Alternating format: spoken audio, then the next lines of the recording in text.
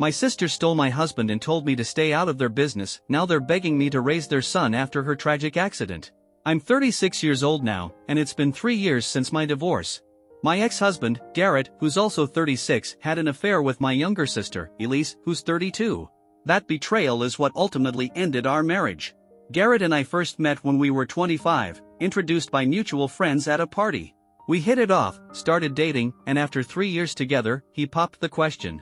Not long after, we tied the knot. For 5 years, I thought we had a solid marriage until I uncovered the truth that he had been cheating on me with my own sister. The first time Garrett and Elise met was when I invited him over for dinner with my family, about 6 or 7 months into our relationship. By then, Garrett and I were serious about each other, and it felt like the right time to introduce him to my loved ones. I had already met his parents, his only family, since he didn't have any siblings. My family, on the other hand, was much bigger. I'm the middle child, with my older brother, Zane, who's 40. These days, he's about the only family member I still keep in touch with. That night at dinner, Garrett got along with everyone, but he clicked with Elise the most. They bonded over their shared love of TV shows, books, and even their taste in food. At the time, I thought it was sweet. I never imagined what it would lead to. As time went on, they became good friends, and I saw no issue with it. In fact, I was happy Garrett fit in so well with my family. Back then, Elise and I were close too, partly because we were closer in age than Zane and I. We even went on double dates sometimes, her with whichever boyfriend she was seeing at the time, since her relationships never lasted long. She had a habit of joking that she wished Garrett had a brother so she could date him instead. Every now and then, she'd make comments about how perfect Garrett was and how lucky I was to have him. I always took them as harmless compliments, never once considering there might be something more behind her words. That's how much I trusted her. I never even entertained the thought that she might have feelings for him. When Garrett proposed and we eventually got married, no one seemed happier for us than Elise.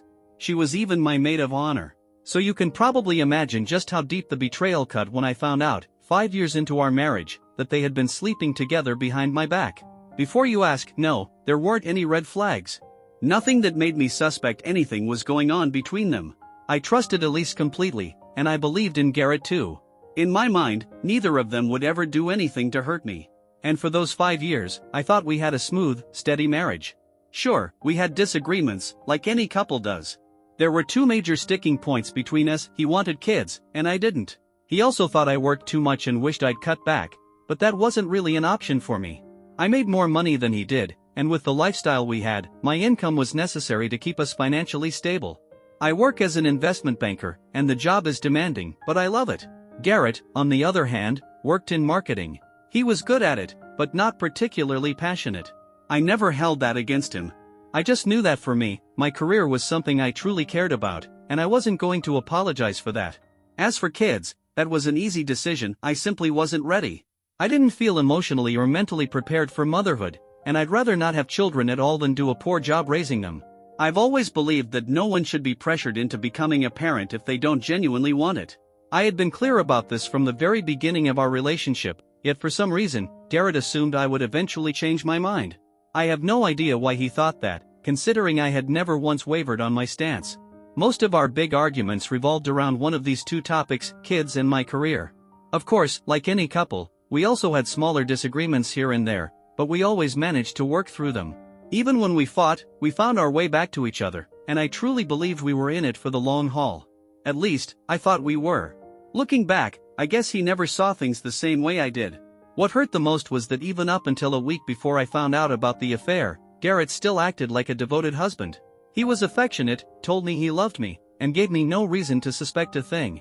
In fact, just a week before everything came crashing down, we had celebrated our 5-year wedding anniversary, and he had been all over me, acting as if I was the most important person in his life. Then, just a few days later, everything changed. It all unraveled because of something so small, so mundane. I had been searching for a specific blazer for an upcoming work event, and when I couldn't find it in my wardrobe, I decided to check Garrett's. I don't even remember exactly what I was looking for, I just knew I needed that blazer. Thinking maybe I had misplaced it with his clothes, I started going through his things. That's when I stumbled across a bag, shoved deep in the back of his wardrobe, hidden from view. Curious, I pulled it out and opened it. And that's when my heart sank. Inside, crumpled up and stuffed away, were women's clothes. At first, I was just confused. But as I looked closer, I realized something chilling. I recognized those clothes. I had seen them before. They weren't mine. They were Elise's. I stood there staring at that bag of clothes, my mind racing in 100 different directions. None of it made sense. I was completely lost, struggling to come up with even a single logical explanation for what I was looking at. My gut told me something was terribly wrong, but I needed proof. I needed to be sure before I confronted him. So, for the first time in our entire relationship, I decided to go through Garrett's phone. I had never felt the need to invade his privacy before. He had never checked mine, and I had never checked his. There had simply never been a reason to. But at that moment, I couldn't risk giving him a chance to lie or cover his tracks. If I asked him outright, he'd have time to come up with an excuse, delete messages, or spin some kind of story. So, I just went for it. I knew the password to his phone, and my hands were shaking as I unlocked it. I went straight to his DMs, searching for Elise's name. At first, the messages seemed harmless, just casual conversation between two people who had known each other for years.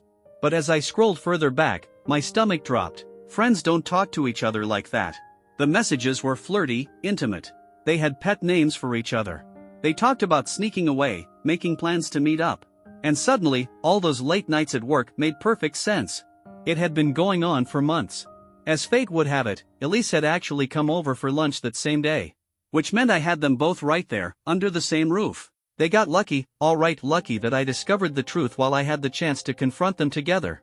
And that's exactly what I did. I stormed into the living room, phone in one hand and that bag of clothes in the other, and demanded an explanation. I expected shock. I expected guilt, maybe even denial. But what I got instead? It left me speechless. Neither of them even tried to deny it. Instead, they both had the audacity to tell me that this was none of my business and that I needed to stay out of it. I couldn't believe what I was hearing. How was this not my business? My husband was cheating on me with my sister. If anyone had a right to be involved, it was me. I didn't hold back. I let them both have it, screaming at the top of my lungs. But they didn't flinch. They didn't even seem fazed by it. Garrett, with a straight face, told me that he had no choice but to find someone else because I refused to have kids and didn't spend enough time with him. The hypocrisy of it all was mind-blowing. He was more than happy to enjoy the life I provided, thanks to my job, but suddenly, I was too career-focused for him? And Elise, oh, she was even worse. She actually had the nerve to tell me that I should be grateful that Garrett cheated with her instead of someone else, because at least he kept it in the family. Apparently, I should have been relieved that he didn't humiliate me by stepping out with a stranger. They weren't sorry. Not even a little. In fact, now that I knew, they saw no reason to keep sneaking around. The only reason they had been hiding it in the first place was to avoid the drama. Elise had been waiting on a promotion, and once she got it, the plan was for her to move away, with Garrett following right after. Now that the secret was out, she figured they might as well just get it over with. I can't even describe how sickening it all was. But I knew one thing, I wasn't going to stand for it. There was nothing left to say after that. They didn't feel guilty, and I sure as hell wasn't going to forgive them. So, I filed for divorce. When I told my parents what happened, they cut Elise off completely. Zane did too. She burned every bridge with us that day, and nobody looked back. A few weeks later, Elise moved to Pennsylvania, about a 9-hour drive from here. 3 months later, once our divorce was finalized, Garrett followed her. He didn't even contest it. No arguments, no attempts to fight for anything. He just let me have everything. I figured it was because he no longer needed my money. Elise's promotion came with better pay, so I guess he saw her as his new financial safety net. He seemed eager to move on, and honestly, I was grateful for that. It meant I could cut ties quickly and cleanly. After they left, I never heard from either of them again. No one in my family did. We never checked up on her, never asked about her, and as far as we were concerned, she didn't exist. My friends who still followed her online knew better than to mention her to me. It's been 3 years now, and I'm still trying to heal from it all. That betrayal cut deep, and it changed me in ways I'm still figuring out. But just when I thought I had finally put it behind me, Garrett reached out. A few days ago, I got a call from an unknown number. I've had the same phone number for years, so I didn't think twice before answering. The second I heard his voice, I should have hung up. But curiosity got the better of me. He sounded desperate. Right away, he blurted out that he needed my help. No apology, no small talk, just straight to the point, like the past 3 years hadn't happened.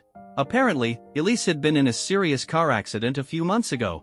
She had broken both legs, her arms were badly bruised, and she was completely bedridden.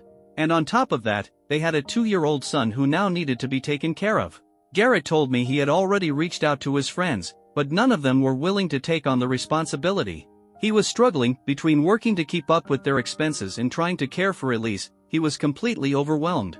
They had considered hiring a full-time nurse, but it was too expensive, given the cost of living in their area. So now, they were turning to family.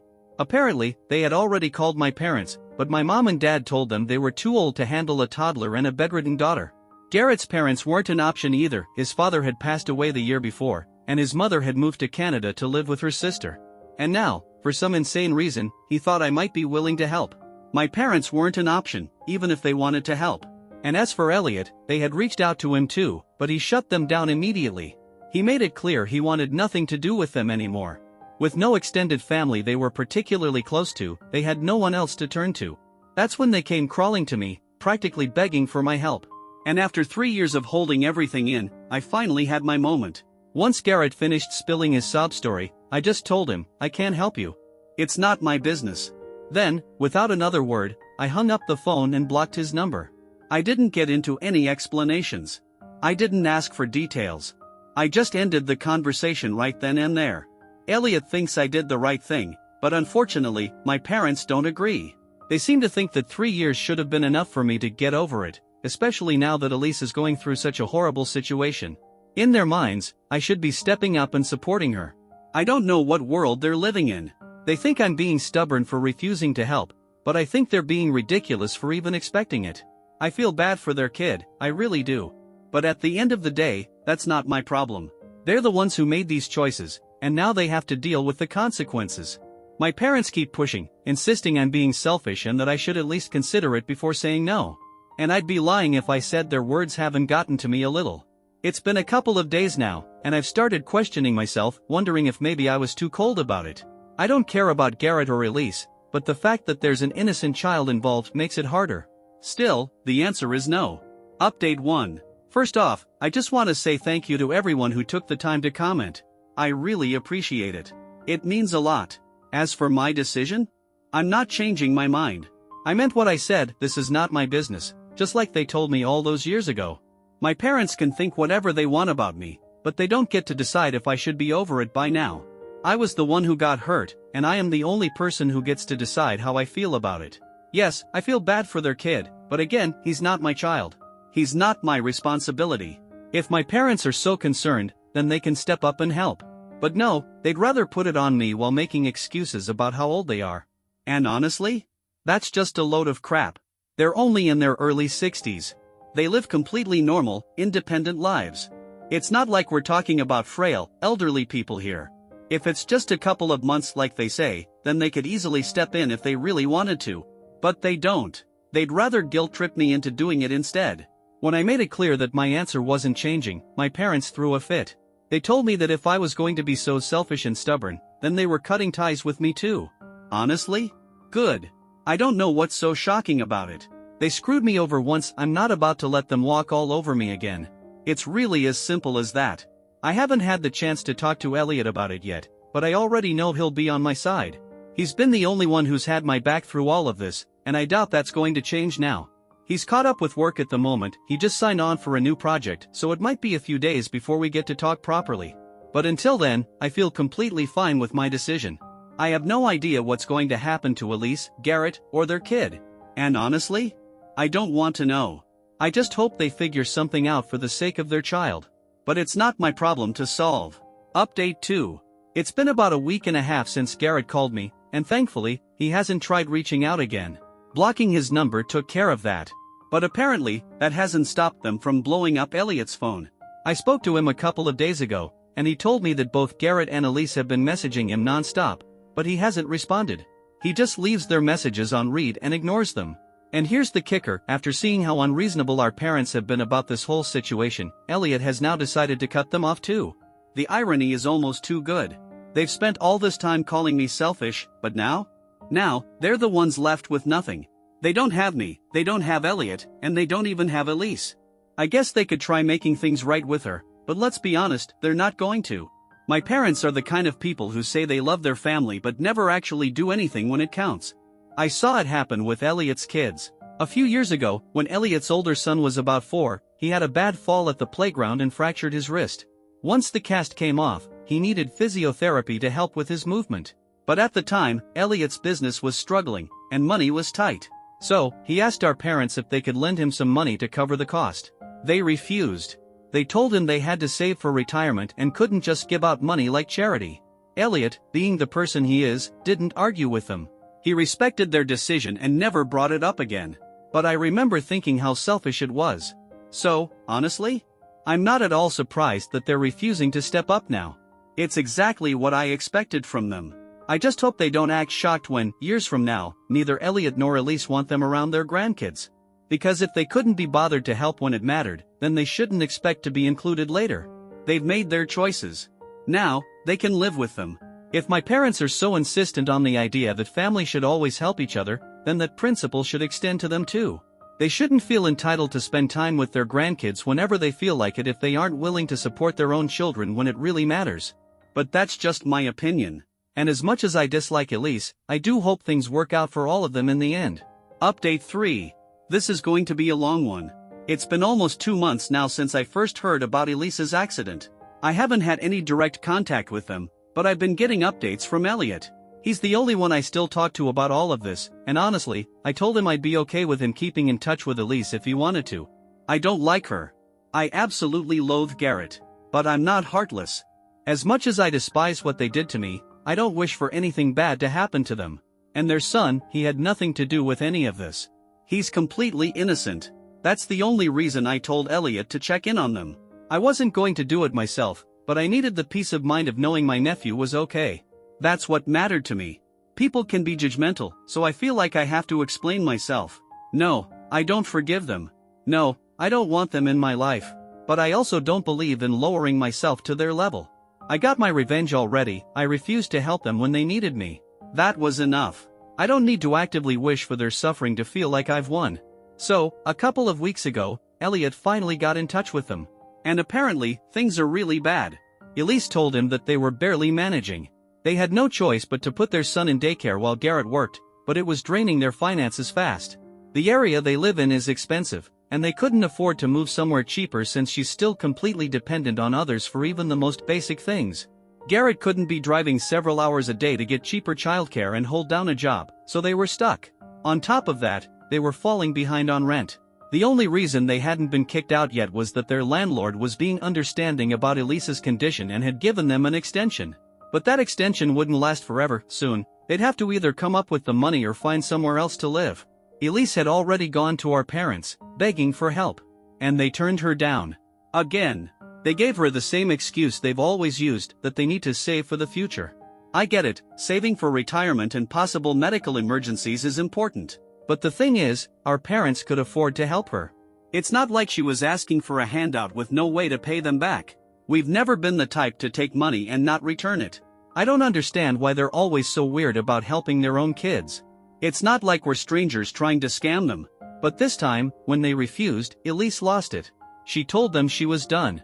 That this was it, she was cutting them off for good. And honestly, as much as I despise her and Garrett, I think she made the right call. My parents are toxic. They have always been selfish. It's actually kind of a miracle that Elliot and I turned out okay, considering the kind of people we grew up around. But now, they're facing the consequences of their choices. They're not just losing access to their grandkids, they're losing all of their kids. I'm not speaking to them anymore. Elliot is done with them. And now, even Elise wants nothing to do with them. They made their bed, and now they can lie in it. I don't feel sorry for them. Not one bit. As for Elise and Garrett, Elliot and I talked about their situation, and I told him I wouldn't stop him if he wanted to help them out. My conscience wouldn't let me be the reason he didn't step in. Personally, I still want nothing to do with them, but I'm not going to stand in the way of someone else's decision. Elliot admitted that he had been avoiding speaking to Elise because of what she did to me. But now, he's finding it hard to stay angry. In spite of everything, she's still our sister, and she's in a terrible situation. And more importantly, his nephew, an innocent child, is struggling because of it. So, we decided that he would send them some money every month until they were able to get back on their feet. Honestly, I'm glad he's doing it. No one helped Elliot when he was struggling. My parents sure didn't. When his business was going through a rough patch a few years ago, he asked them for help so he could pay for his son's physical therapy. They refused. They didn't even consider it. Back then, I tried to help him financially as much as I could, and so did Elise. But neither of us were in a position to do much at the time. Meanwhile, our parents could have stepped in, but they chose not to. So now, in a way, it feels like Elliot is just doing what our parents never did. He's stepping up when someone in the family needs help. Regardless of what Elise did to me, I can't fault him for that. Will I ever forgive her? No. Will I ever move on from what she did? Probably not. But my biggest concern in all of this was that my nephew might end up suffering for mistakes that weren't his. Now that I know Elliot is looking out for him, I can go back to forgetting Elise and Garrett exist. That's all I really want. I don't want anything to do with them. I'm sorry that such a terrible thing happened to them, but it's not my burden to carry. Now, I can finally move forward with my life. In a strange way, I think this was the closure I never got during the divorce. Back then, I still felt like there was unfinished business, like I hadn't fully put it behind me. But now, I feel done. From here on out, I'm just going to focus on myself, my work, my happiness, my future. I've cut off the toxic people in my life. I don't have to deal with my parents anymore.